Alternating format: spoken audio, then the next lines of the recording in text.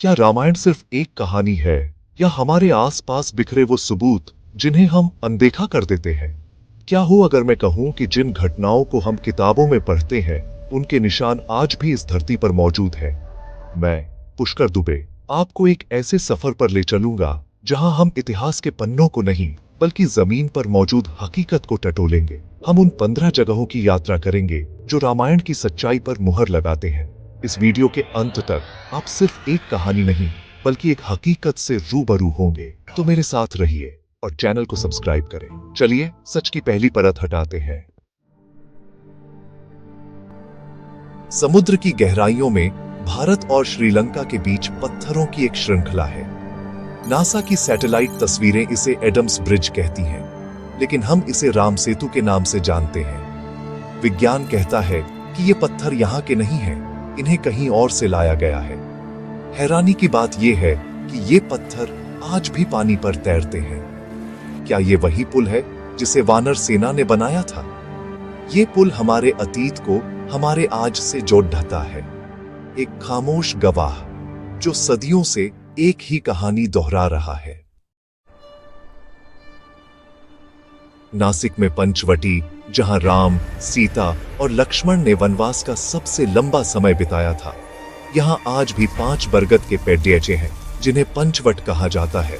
क्या यहीं से सीता हरण की शुरुआत हुई थी? गोदावरी नदी का किनारा, शांत गुफाएं, सब कुछ वैसा ही है जैसा वाल्मीकि ने लिखा। ये सिर्फ एक जंगल नहीं, ये इतिहास का एक जीवित पन्ना है। बिहार के सीतामढ़ी में एक छोटा सा कुंड है जिसे सीता कुंड कहते हैं। मान्यता है माता सीता की प्यास बुझाने के लिए यहाँ धरती से पानी निकला था। इसका पानी कभी नहीं सूखता, चाहे कितना भी सूखा क्यों न पड़ डढ़े। वैज्ञानिक इसे प्राकृतिक झरना मानते हैं, लेकिन स्थानीय लोग इसे आस्था का केंद्र मानते हैं। श्रीलंका की नुवारा एलिया की पहाड़ियों में हग्गाला बोटानिकल गार्डन है, जिसे अशोक वाटिका कहा जाता है। रामायण के अनुसार यहीं रावण ने सीता को बंदी बनाकर रखा था। यहाँ की मिट्टी काली है, बाकी श्रीलंका से अलग। सीता अम्मन कोविल मंदिर और पास के झरने, चट्टानों पर हनुमान जी के पैरों के निशान, ये सब उसी कहानी की ओर इशारा करते हैं। क्या ये महज संयोग है या सच में रावण की लंका यहीं थी? हिमालय की द्रोणागिरी रेंज में एक हिस्सा बाकी पहाड़ों से अलग दिखता है, जैसे उसे किसी ने काट दिया हो। मान्यता है हनुमान जी यहीं से संजीवनी बूटी लाए थे। श्रीलंका में भी ऐसी जड़ी बूटियां मिलती हैं जो हिमालय के अलावा और कहीं नहीं पाई जाती। ये कहानी विज्ञान और इतिहास का एक अनसुलझा रहस्य है। दक्षिण भारत के छोर पर समुद्र किनारे खद्दहा है रामेश्वरम मंदिर। कहते हैं लंका विजय के बाद राम ने यहाँ शिवलिंग की स्थापना की थी। इस मंदिर का गलियारा दुनिया का सबसे लंबा है। हर खंभे पर एक कहानी उकेरी है। ये मंदिर आस्था और इंजीनियरिंग का बेजोड़ डच नमूना है।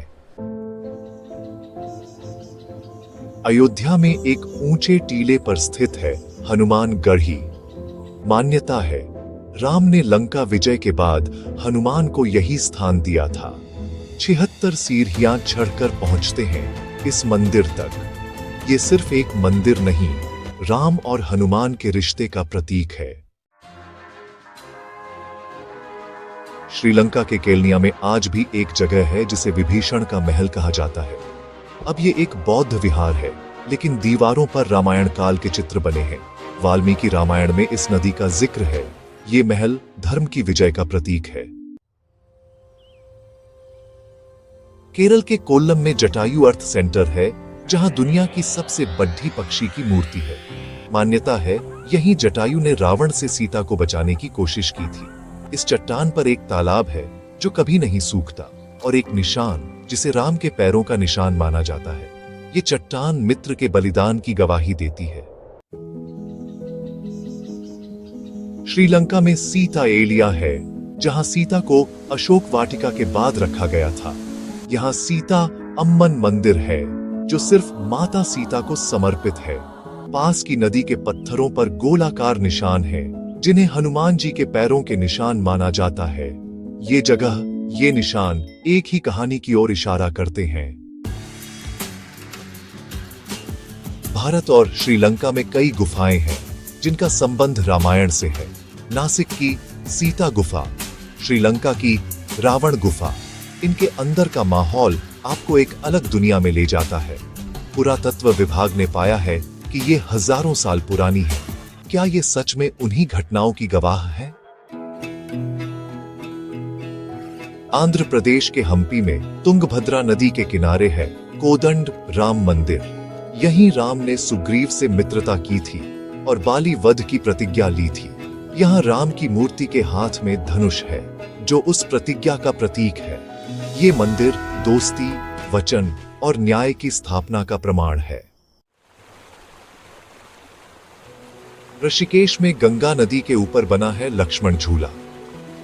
कहानी है कि असली पुल लक्ष्मण ने 2 रस्सियों और झूठ से बनाया था।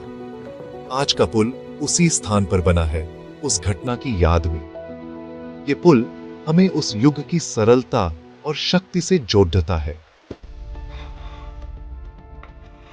भारत और दक्षिण पूर्व एशिया में कई शिलालेख और नक्काशी मिली हैं जो रामायण की घटनाओं का वर्णन करती हैं।